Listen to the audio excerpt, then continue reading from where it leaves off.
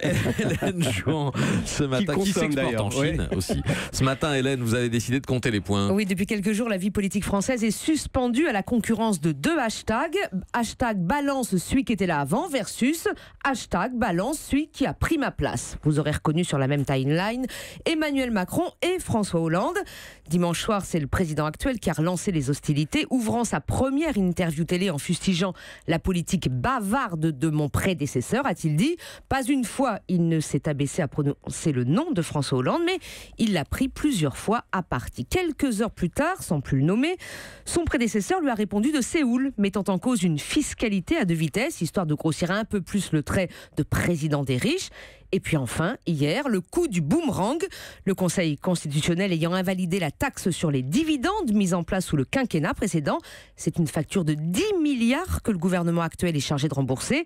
Amateurisme juridique de François Hollande a immédiatement dénoncé son porte-parole. C'est plus un débat politique, ni même une histoire de hashtag. On est à Roland-Garros, on tourne la tête à droite, on tourne la tête à gauche.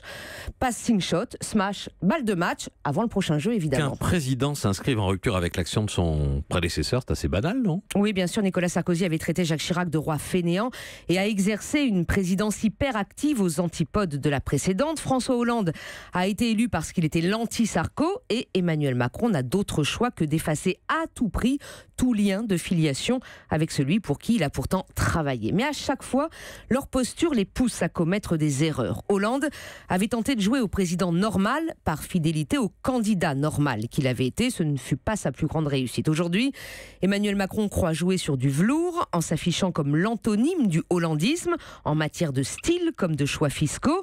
Électoralement, c'est sans grand risque pour l'instant. Pour autant, il peut lui aussi s'abîmer dans l'exercice. S'il est gagnant sur le terrain de l'autorité, son arrogance laisse poindre aussi son manque d'humanité. En petit comité, François Hollande, d'ailleurs, encore lui, dit craindre que la brutalité tant personnelle qu'économique d'Emmanuel Macron réveille les tensions dans la société française. Hier, en s'affichant comme le premier flic de France, le président actuel a en tout cas marqué sa préférence. Son modèle, ce serait plutôt un certain Nicolas Sarkozy, allant jusqu'à paraphraser sa petite phrase sur la police de proximité, pas faite pour jouer au foot avec les jeunes. Richard Ferrand tente ce matin dans Le Parisien de présenter Emmanuel Macron comme le syncrétisme de tous les présidents de la 5e, de la vision de De Gaulle aux lettres de Mitterrand.